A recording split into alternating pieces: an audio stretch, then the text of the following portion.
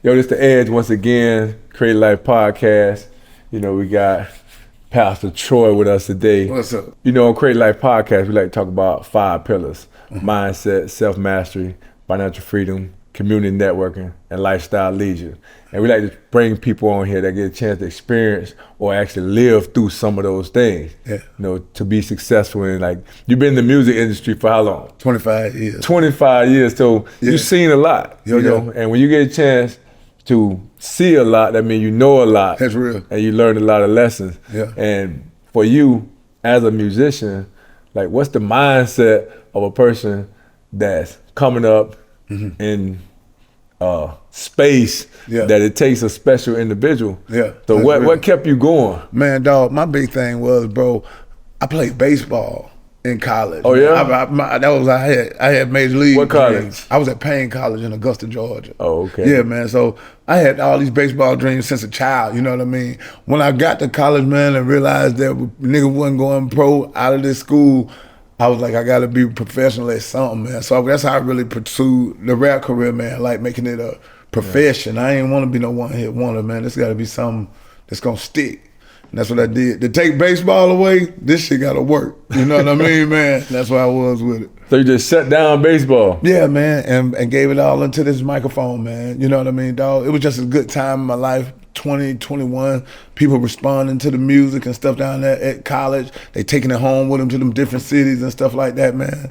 I was just broke it down to my parents, like, man, this is a good time to pursue this. Luckily, they gave me their blessings, man. You know, my dad's a pastor. My dad, Pastor Troy. Oh, so that's where Pastor Troy comes from? Yeah, man. My dad, Pastor Troy. So being able for him to see my vision and break it down to him like, Dad, man. So the pastor gave you the blessing? The pastor gave me the blessing, man. And what was so crazy about it, right? Tell him I want to be a professional rapper. Tell him I want to be a rapper. He like, all right, Mike. You know, he was like, man, I said if you're going to be a garbage man, be the best garbage man you could be. You're going to be a best rapper, be a rapper, be the best rapper you could be. I was like, thanks. I was like, one more thing, Dad. He like, what? My rap name Pastor Troy. He like, nigga, what are you trying to do to us, man? God. For real. But it worked out, man, because his name will live on forever, man. I lost my pops about 2 years ago, and it's just dope for me to know that he was able to touch so many people's lives through my music, praying on songs and stuff like that, man. I meet fans and stuff say, man, that prayer your dad said on that song, man, I say it every day. First prayer I learned, stuff like that, man. Yeah. So what some people thought was just so bad, man, it ended up being so good.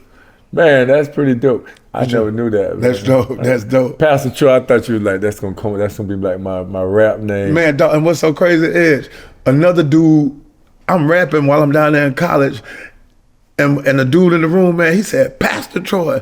I said, man, why you call me that? He said, man, it sound like you're a Southern preacher when you be rapping. I said, man, that's a tight name. I gotta ask my daddy, can I use it? It worked out. You know, from your daddy preaching, a lot of that stuff just was instilled in you. Man, dog, even just looking at the Edge from being able to touch the equipment and stuff like that. We got keyboards and pianos and drums. So you was involved in the church? Yeah. Part of the I grew up thing. in it. Yeah, my whole family, we grew up in the church, you know what I mean? Like you said, it keep the legacy of your father keep going. Yeah, it'll never die, man. So like at any point while you're along this journey, did you have any doubt creep in, like, man, this right here, this ain't it? Yeah. Because it's an up and down business. Man, dog, being independent, how I was, the only part that I didn't like is when I wasn't in control with the majors and stuff like that, man. When I couldn't make the decisions, I couldn't make the moves that I wanted to make when I wanted to make them, you know what I mean? Back then, they wanted you to stay on one album for a year and a half. Yeah. But I was starting to see that we ain't have a year and a half no more to damn promote this stuff, man, bootlegging and all this stuff going down, man. You got to come back out faster. You know what I mean, man? Being with that label like that, man, you just couldn't drop like that. They want to set it up. They had to do this. It was a whole process.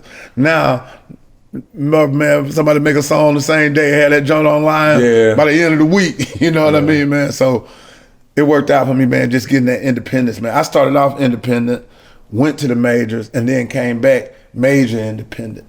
So who gave you your first break? Like, how you go from local to mainstream? But man, dog, we just started bumping them CDs out the trunk, man. Start selling them out the trunk. Yeah, grinding, man. I'm talking about pulling up to the University of Georgia football games and stuff like that, going to the football players, giving them CDs. This back when Bryce Hunter and all them boys was down there at University of Georgia playing, Andre Hastings and stuff, passing them CDs, man. They getting it going around the locker room, and it just started growing. Finally, the music had out expanded my reach.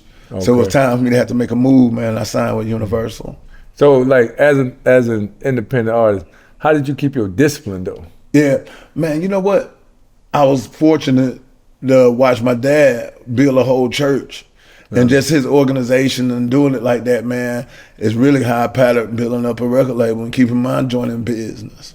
Nah, that's pretty dope, man. For sure. You got my man, Pastor Troy. For sure. Pastor Troy got this belt, man. Tell me the story behind this belt. Man. It's so crazy, man. So, it was a Goldberg. I know a big WWE rep. You know, all that wrestling, man, that was right here in Atlanta. It was a big thing here in Georgia. Yeah. So Goldberg, man, about 1998, 99, he had this theme music, his ring music that he walked into, man. The crowd just used to say, Goldberg, Goldberg.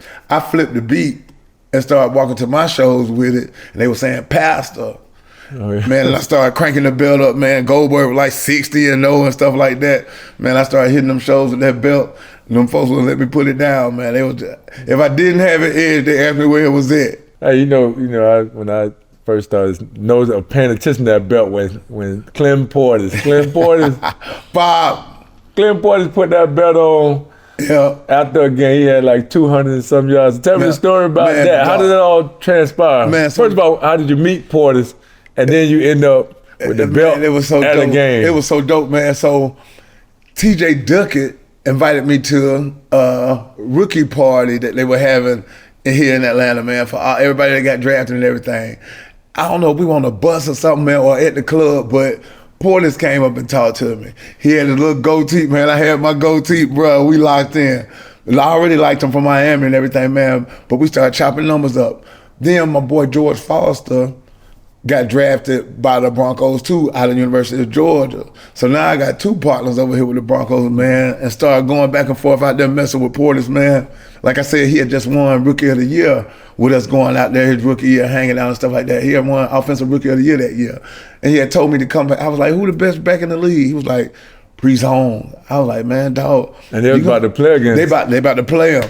He was like, man, when we play them next year, man, you got to come. I said, I'm already booked. Let's go. That game popped up on the calendar, man. That fool calling me, Troy, this the weekend, let's go, bring the belt. Y'all had already set up to bring the belt? He told me to bring it. I was like, man, let's do it. Bro gets out there, see him before the game, man. We crunk, then passed the belt, was all good. Man, Portis had 15 yards the first half. I'm out there with meat coats on and all. I said, man, dang, this ain't the game he wanted, man. Me and DJ, we just out there like, dang. I don't know what that fool did in that locker room at halftime. Pop came out there, man. He ended that game with like 276. I'm talking about, bro, all the runs was 50, 60, 70. Me and my partner taking turns going to get rounds and stuff. Bro, I get back to the seat. Man, what I miss? Yeah, Portis just ran one for 60. He go get around. He get back. Man, what I miss? Man, Portis just took one for 70. Man, that joint was just crazy. Look, Coach Mike Shanahan, they talked to Shanahan after the game. They were like, do you know Pastor Troy? He was like, nah, but I want him to come to all the games. That was dope, man. That joint, it just set us off, man, on a whole nother tip. Everybody knew me and that nigga were popping. That's my dog. Man, that was tight, man. Portis gonna put on the show. Man, put on, man. That's so dope, man. I'm talking about, man, we out there in Colorado, man. Wake up the next morning, it's on the front page, all they newspaper, man, the Denver Post and everything, man. Portis with the belt. It's on Sports Center. That's the actual belt right there? Nah, man, I got a few of them. What's so dope though, bro? Shannon Sharp went and got that belt out the locker room and put it on the sideline, man. So that's dope. Nah, it's crazy how everything come full circle once again. That's real dope, man. Yeah, that was actually pretty cool. But it all come from relationship and meeting somebody. For real. Come on, man. He hooked me up with you. You know what I mean? Yeah, we still rocking out. All that's a beautiful thing. Man, that's one thing we like to talk about on the Creative Life. podcast. It's about bringing people together, about uplifting, motivating, inspiring people. Yeah. And it's amazing how one relationship can lead to another relationship. Yeah, man. Beautiful thing, man. Just all the boys, man. The whole crew from the U, man. How we used to rock, man. You know, Santana, his brother. Not just the players, but their families as well. You know what I mean? Become one good unit. It's dope, man. It's dope, man. Much love. I'm happy to be a part of seeing the whole faction move like that. Yeah, That's man. dope. It's actually pretty cool. Dude, okay, after the belt get to moving around, did you get any kind of exposure or something from the WWE and the NFL? Man, dog, the NFL situation, man, it was so dope that I look at it now, everybody got a belt in some kind of capacity, man. Now the NFL and WWE got a deal. Every team in the NFL got a belt. Yeah, man. So you need to get your cut. That's man. what I'm saying, man. I'm sitting up here looking like, okay, y'all snuck one on me. Hey, Pastor Troy eased the belt in. Now he gotta get his residual income. You feel me, man? Bro, the Falcons, though, man, at that Falcons Mercedes-Benz Stadium, man, it might be 50, 60 belts floating around any game. Man, why don't you make a signature line? I need to, man. I need to, Ed. I need man, you to. need to hurry up and get it going, man. Hey, and the Falcons take care of y'all boys. All the artists around here in Atlanta, man. Y'all man, y'all have a good time. We got a real represent. We represent what this city is, man. Yeah, the Falcons and the Hawks, man. All y'all get out. Yeah, man. Real up. crunk. That's cool, man. That's cool. I appreciate it. Miami, Yeah. they do it in Miami. I seen them been doing it a little bit more. I mean, it's a little bit different. Yeah. A little bit different. Mm-hmm. Like I never seen an organization like really take their local or their homegrown talent and they put them on display consistently. Like every time you go to a Hawks game or a Falcons game, one of y'all showing up. Man, dog, so they gave me a section with the Falcons, man. It's called the Dirty Bird's Nest. It's like me, DJ Tig on DJing, and it's 1,000 Falcon fans behind me. We all color coordinated, talking shit the whole game. We over the visitor tunnel. It's just crunk. Yeah, man. This our Atlanta Dog Pound. Like the Dog Pound in Cleveland, we got the Dirty Bird Nest. Nah, that's pretty tight. Man. Yeah. They take good care of y'all. You know, on Create Life Podcast, we like to talk about, you know, self-mastery. You know, as an artist, you know, for somebody that's an independent, like what are some of the things that you had to do, like to somewhat discipline yourself or keep yourself going in the game? Yeah, man, for one, like I said, with my parents giving me these blessings to even pursue this thing, I always had to, you know, it's just a self-check. You know what I mean, man, dog? I always wanted to make my parents happy, make my parents proud. I didn't want to be coming across the bottom of the news feed with no negativity, stuff like that, man. Of course, we have our run-ins, our bumps and all that stuff, but overall, just try to keep my whole nose clean over this 25-year career, man, because it ain't easy. A lot of folks ain't make it 25 years in nothing. You know what I mean, man? So to still be able to do it, still getting paper, still doing shows, man. I'm on the legend side now. It's beautiful, man. Like my shows with Juvenile, Trick, we tour together, man. 8 Ball and MJG, Too Short. You know what I mean? Them boys, man. So it's a blessing. When it comes to rapping, like who was like, this is my idol in the rap game? Who was that person? You know what, man? Rap was so, with me not being able to listen to rap, growing up in the house like everybody else could just put it on V103 or whatever, man, I couldn't just listen to rap like that. My dad the pastor, right? You know? So rap meant so much more to me. I studied everybody. I liked everybody, you know what I mean? It wasn't nobody that just stood on top of the totem pole, you know what I mean? Yeah. I'm looking at him and say, all right, man, I like that, what he do. Of course, the Tupacs, of course, the Master P Business Mind, the gangster of Pimp C and UGK, you know what I mean, man? So just a real gumbo of all the things I like, man, and I just came with my own. Man, I can imagine you at the house, you want to be a rapper. And what about when it came to curse words? Like, that's what the problem was. Man, dog, I get home from school, Edge, go to my little rap folder trunk, that joint empty. He done threw away all the raps, man. All of them, bro. Notebooks. I'm like, so your daddy went through, he had to approve? Man, dog, he reading them joints, man, while I'm away at school. He just going through it. I told her to do this. I did second. The real. Yeah, check it out, right? When I was in high school, I had figured out how to record at home at the crib. On the computer, sneaking, messing with it and stuff. They had Bible study. I'm messing with the computer, rapping. Boy, they pop up on me one night, Edge. I hurry up and just shut the computer down. They done pop, I ain't saved nothing. I just hurried up and powered it off. Edge, man, my mom go down there playing solitaire, then turned on that computer. My rap career was on hold for another 2-3 years. Man. Dad, bro. So, when she was playing solitaire, then all of a sudden the music popped up. She go straight and tell my dad. They call me downstairs. That nigga say, Michael Troy. I know it's a problem. Michael Troy. I get downstairs. What's up, Pop? He call you your real name. They call my real name. Man, they both sit at the computer Edge and hit that space bar. You had cuss words in there? Bro, you know I was going crazy. Suck it. My mama looked at me. She said, you need to wash your mouth out with soap. Man, you had a strict household. Man, my dad was like, nigga, don't ever let me catch you touching this computer again. My rap career was on hold. At what point did they accept the cuss words and the... Man, when I was in college, man, I was 18, 19, coming back home. You know what I mean? I was out on my own. You know what I mean? But still wanting their blessings and out of respect, letting them know my plan. You know what I mean, man? And for my dad to take my first album, man, to the church, letting them people know, like, man, look, this what he's trying to do. He was like, I support y'all kids. What they trying to do, support mine. You feel me, man? So it was real dope.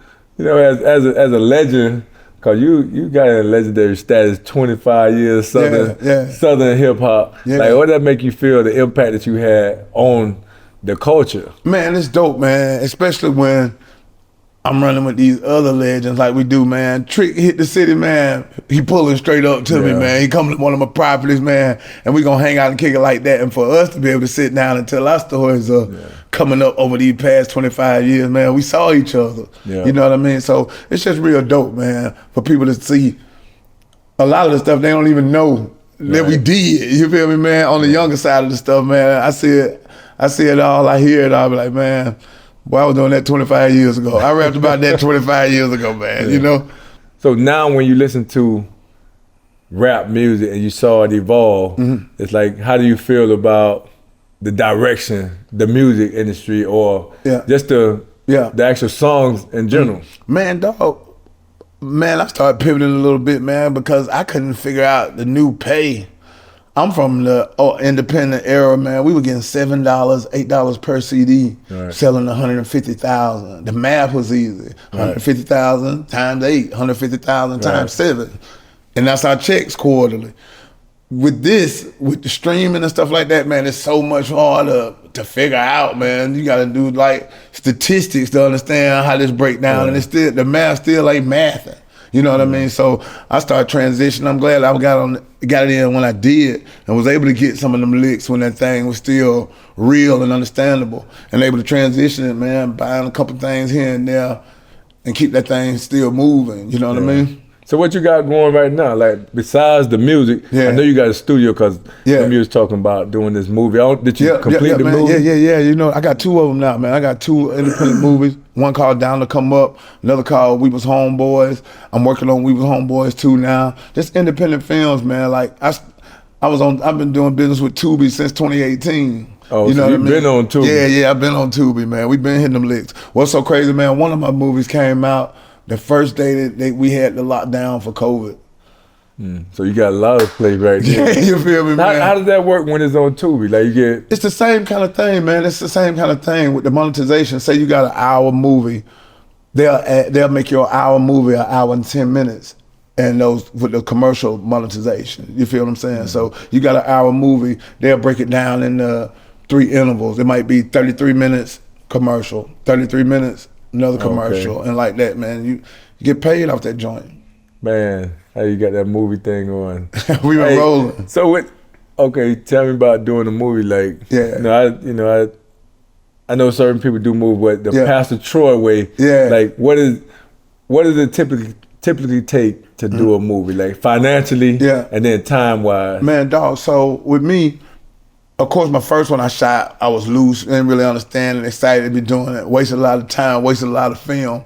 Yeah. Going into the second one, man, I was way more disciplined, understanding what we needed to do, how much time I wanted to do it in, man. So give yourself a good 2-3 weeks of working like 10, 12-hour days with your crew ready to roll, man, and get that joint done, bang it out. With me, writing stories and stuff like that and my rhymes, it was always, it's just made the whole movie thing easy to me, man. Half of my stuff that I done shot been songs. Right. You feel me, man, that we just broke down in the films. How much did it cost to do it? Man, dog, my first one was probably about 25, 30. But off of that, I was able to buy a film studio and all the equipment. So what about all your actors or everybody? Like, are you part of? Is this a situation where like become part of what is called the SAG or any of that stuff right there? Bro, with my independence and where I'm at with it, we not on that tip yet. That stuff, it take away a lot of the independent things that you're able to do. You know what I mean? With me coming from the independent rap game, I already had a head start on understanding the independent film game. You know what I mean? So it's a lot of the same stuff. All right. My actors be more so my partners and friends, people I see out and about that I think could pull off the vision. Oh, okay. On Creative Life podcast, we like to talk about financial freedom. Yeah. And one of those things we talk about is trying to always help other artists in your field. Yeah. So what's some advice you'll give to the younger artists that's trying to break into business or that already been going for a little while and want to maintain? Man, dog, the biggest thing I always tell artists, man, is make sure you got you a good entertainment lawyer. Make sure you got you a good entertainment lawyer, man. These contracts coming at you, they coming fast. There's some real sharks out there in the water, man. Make sure you cover yourself up. And I also encourage them to, with ownership, owning the music. You know what I mean, man? I'm from that game. When I was coming up, Edge, I couldn't go buy no beats. I had to buy a beat machine and start making the beats myself. You know what I mean? But little did I know, I'm owning these songs 100%. So now, when these people want to license them games and license it for video games and license it to play on different commercials and stuff like that, they got to holler directly at me. Oh, okay. So you get 100%. 100%. Yeah, it's a beautiful thing, man. These people just, like I'm on Grand Theft Auto that's coming out, the new Grand Theft Auto about to hit, playing the joint song. They got a radio station. I ain't even played the game. I don't know what these people talking about. But I like the checks. You feel me, man? So as an artist, you get put in like in a tough situation because they need somebody to give them a break so they can break into the industry. Yeah. But then they have to sign this bad deal. So what? Yeah. How would you navigate that? Man, dog, with the whole deal situation, man, you know, it's really different strokes for different folks. You know, everybody can't be independent and successful. Some folks gonna need a little help. And if these people are helping you, they deserve to be compensated as well. Not overcompensated, but compensated. So you really need to just look in the mirror and figure out the best situation for you. I tell people all the time, and be like, man, it's that cupcake mentality. You can have 100% of this cupcake, or you can have half of this wedding cake. Yeah. What you want, you know what I mean, man? I'm 100%, I own it. I'm 100% owner. You 100% owner of a cupcake. You feel me, man? I'm about to go get some of this wedding cake. Yeah, that's good advice right there, because you know it's not pushing somebody to one direction or another. Yeah. And then so we got Pastor Troy, been running this thing for a long time. That's real, man. Still here. That's real, brother. So do we have like I want to retire from music, or can we expect new music? You know what, bro? It's just fun to be able to make the music that I like for the fans that I know like what I do. You know what I mean, right. Man? Now this thing got so smooth, man. You can touch and communicate directly with who deal with you. You know what I mean, man? So I don't gotta go and beat myself up trying to do ridiculous numbers. I ain't gotta go platinum. I ain't gotta do that. Satisfy my little 10, 20,000. Let them give me $100, $200. Got your own little pocket. Yeah, man, we ready like that. Okay. Outside from music, what other investments that you got going on? I know you said you Yeah. got a Man, record with store. me, I invest my record store, man, Peter Street Music and more. We got a vinyl record store. It's a listening bar. So we got the bar in it with the records. We gotta go by there. Yeah, man, you gotta come by and see me. I'm right You next there today? I'm right there next door to Old Lady Gang. Yeah, We on our way today, man. We're going by, what's the name of it? Peter Street Music and more. We're going to Peter Street Music today. Let's do it. What time y'all open? Man, dog, we just be there noon about 7. All right, But- we popping in there today. Yeah, pop Definitely. on, man. Let's do it. Gonna pop up and check my man out. That's tight. You got a Pass record the player, truck. man? Nah, I ain't got no record. You need a player. record player. We got that too. I probably gotta get one. Yeah, man, get your record player. You gonna like listening to that music like that, man. It's different. So the whole store is designed, or that's what it's, that's the theme. We got listening bar. We got probably about 4 or 5 listening stations. And we got albums in the crate, and we got new albums that you could purchase. But we got the crates with all those old school albums, man. Grab you some headphones, listen to what you want to hear. Oh, how many partners in the business? Me and my dog. My dog, Ro. Yeah. Oh, okay. My man, Pastor Troy, independent. And that's what it's like. That's what creating life is all about, man. That's It's real. like creating the life you want to live. That's and that's real. one of my slogans. It's Man, like dog, motivating. bro. It's so dope, bro. With just saying it like that, man, and you just saying it right there, bro. Me and my dog went into a record store in Memphis, and both of us spent about $400-500. We walked out, was like, man, we need a record store in Atlanta, bro. Right then and there. 3-4 months, man. We got it. You know what I mean? I That's what like it's brothers that about. roll. You feel me, man? Not a whole bunch of talking, rolling. You know, we got my man Pastor Troy right now, man. And Pastor Troy, I know you got these film studios. Yeah. So if somebody wanted to get into shooting their own film, Yeah. you got a little situation for everybody. Yeah, man, for sure, man. So the name of my network, man, I got a network available on Roku TV, Amazon Fire Stick, Apple TV. It's on your smartphone, all that stuff, man. You know, building out them apps myself, man. I had a Facebook page that was maxed out. Man, somebody hacked me, man, dog, and they just took everybody, man. I was making so much paper on that joint edge.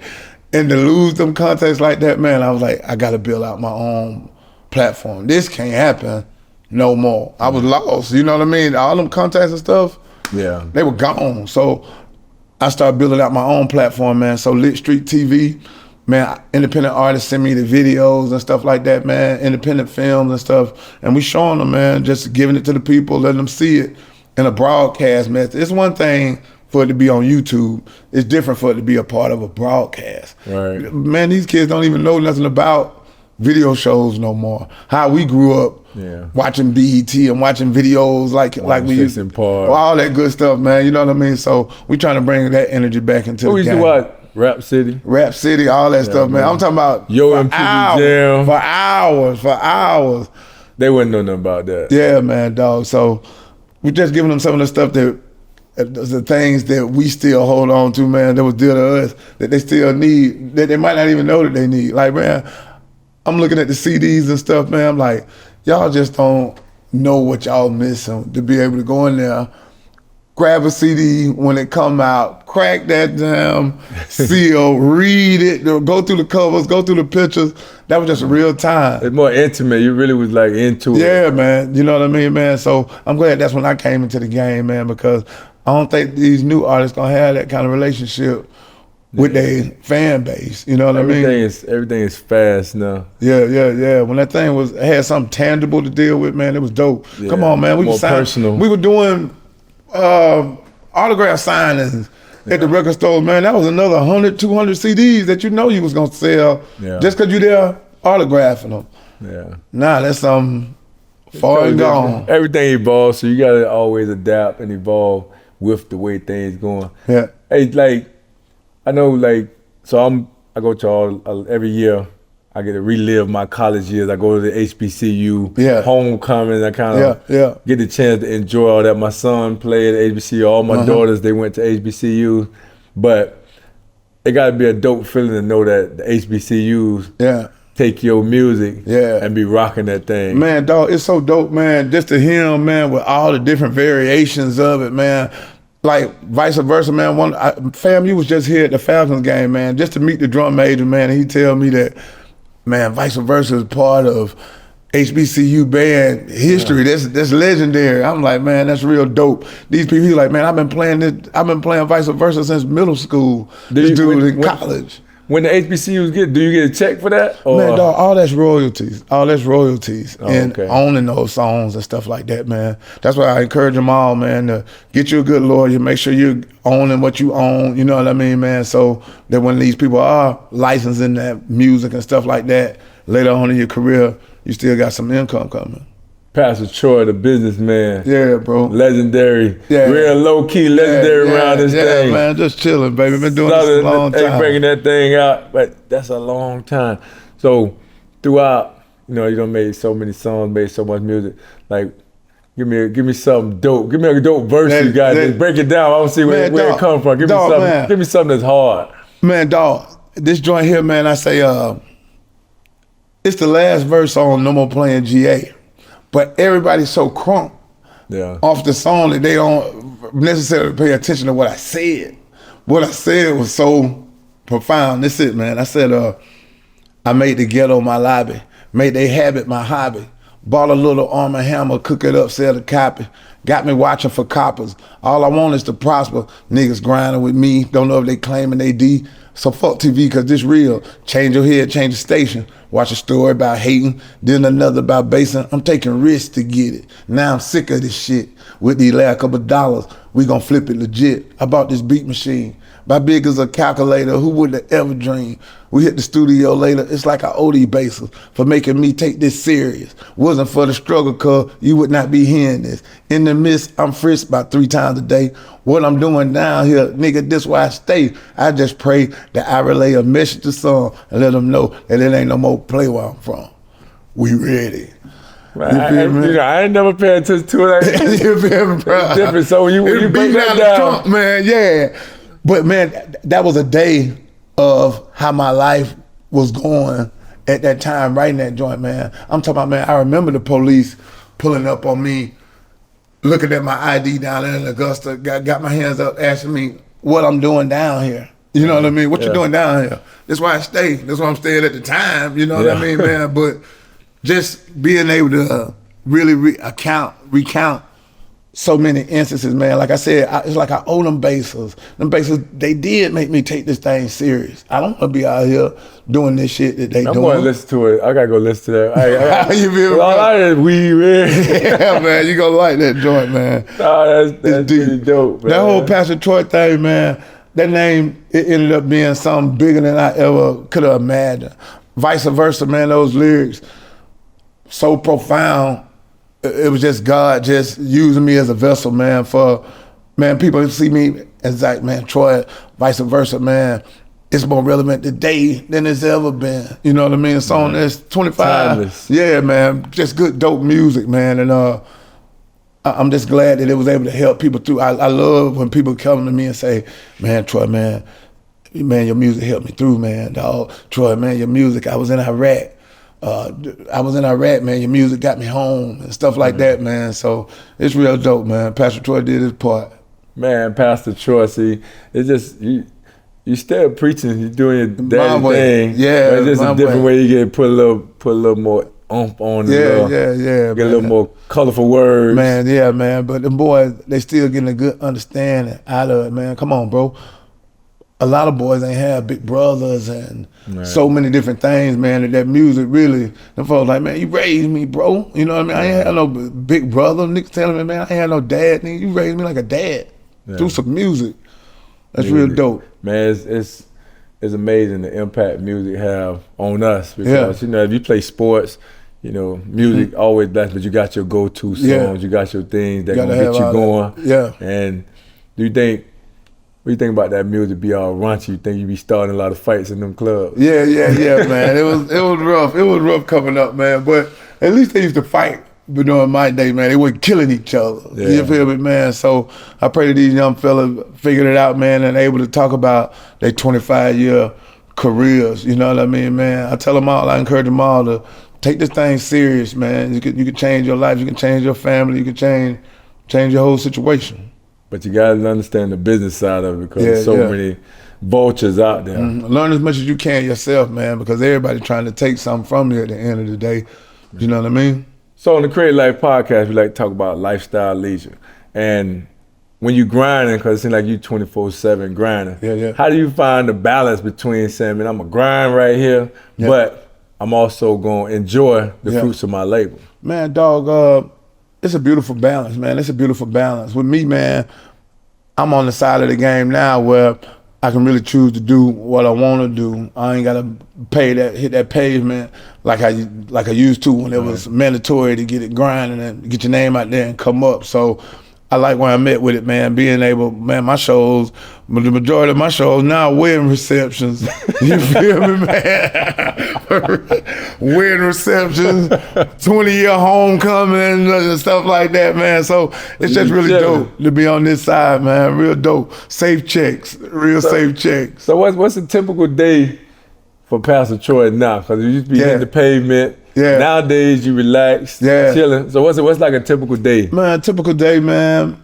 Jump up, pray first, slide over to my film studio, got me a little gym set up in there, hit for a sec, turn my music on, mess with my green screen. I got a lot of equipment, man. So it's one thing for other people to know how to do it, but when they ain't here, I need to learn how to work this stuff myself. You feel me, man? So I spend a lot of time hands-on. I'm a real big history buff, man. Turn on my TV, listen to some stuff about the American Revolution, all these stuff, these forefathers, people that built the country like Thomas Jefferson, and studying about these dudes. Man, we still living by these documents that these dudes wrote in 1776. You feel me, man? Yeah. It's just dope to see that these great minds, man, and that wasn't the end of it. There's some great minds today. Yeah, we got my man Pastor Troy. For sure. No, that's actually pretty dope, man. You got some real balance. Yeah, you know, I think that's one thing we try to. Everybody's searching for balance. Yeah, you know, to be able to grind and get it. Yeah, and then still be able to sit back and enjoy it. That's dope. You know, once you become successful, you know, there's expectations, and a lot of people most of the time people expect you to do certain things, but usually when you come from a certain situation, you know, you want to do them yourself, and you know, everybody that I come across, you know, they always have some type of charitable organization, or they have some ways they give back. What's the way that you give back to the community? Man, dog, man, my whole career, man, I've been sponsoring teams and buying uniforms and popping up the games, announcing games, man. You know what I mean? It's so dope because it keeps your name resonated for generations and generations to come. I'm out here, this little league football team, rocking Pastor Troy. They screaming, "We ready?" These boys 10. Yeah. You feel me? What they know about Pastor Troy? You know what I mean, man? But to be out there, man, the little boys, they seeing the belt, they know exactly who I am. That's Pastor Troy. That's Pastor Troy. Yeah. Just being like that in the community, man, I love it. Everybody know that I take pride in being. I can't remember turning down too many pictures, period, because I remember a time when nobody asked me to take none. Yeah. You know what I mean? So when I step out there, man, I already have my mind made up. All right, baby, you know they about to be at you today. Get your mind right, man. It's 2 hours of power. When we get back in, it's over with. All right. Step out there, shake my hands, and just keep it real. You know, Creekside High School, that's my high school, my alma mater where I graduated. Glad to be able to sponsor events for the team, you know, helping out the football department, the athletic department and stuff like that, man. It's just real dope, man. I just be out here grinding. Yeah. Easter egg hunts and the whole nine. All the stuff that I saw my dad do that meant a lot to him. Still mean a lot to me. Yeah. We got Pastor Troy, a big ex-baseball player. Yeah, man. That's my sport of choice, man. That was the first sport. You ain't never tried to play football? Man, I ain't know the rules like that. I ain't know the rules like I knew the rules for baseball. You know what I mean, man? What position in baseball you played? Shortstop, pitch, everything, man. Like, my brother was 5 years older than me, and he was the truth. So I had to catch with this fool, so it made me pretty good. Oh, man, you ain't tried basketball? Oh, man, dog, baseball, I knew what I had with that. There's like a lot of our people don't really get into baseball like back in the day, you know. Yeah, man. Growing up back in the day, man, T-ball and stuff like that, man, that was probably the first organized sports that we played, man. First time getting a uniform and stuff like that, man. I was like, this is where it's at. But right now. When you start playing football? We started from the womb, like really? Down south, you start. But back to baseball, like, they say baseball is super expensive, so culturally we getting priced out. Yeah, they got, man, it's rough right now, man. That travel ball and all that stuff that they doing right now, man. The black boys is out of baseball. It's the SD Tribe, man. It's one travel ball team right here in Atlanta, man. Them boys around here whooping everybody, man. Them nice. boys, oh man, they nice, man. I love to see black boys playing baseball. Yeah, man, you don't really see too much. I just like playoffs, man. I love the playoffs of baseball. I like the strategy. Yeah. Like everything that comes with it. It's deep, man. Did you one of the games, man, they walked the bases loaded to get to the next batter. He hit a grand slam. You know what I mean? Oh, so they strategy messed that one up, you know? Yeah, man. So they nice. So we got my man, Pastor Troy. Pastor Troy, man, I appreciate you. With the belt, he brought the belt. You know that, baby. Man, let me see that belt, man. Come on, Edge. I tell you, man, Porter's got to wear the belt. I ain't get. Pastor Troy ain't come see me, man. I could have had me a 200-yard game. Yeah, he let Porter's. He gave Porter's the juice, man. My man, Pastor Troy. Yeah. The big belt, man. Yeah, man. Stay nice. Off the top rope. Off the top rope. Hold on. It say World Heavyweight Wrestling Champion. Yeah, that's the one. I get up there and wrestle with that microphone. Okay. Oh, man, I appreciate you coming on Creative Life Podcast, brother. Thank you. Until next time. You already know it. My boy. Let's go.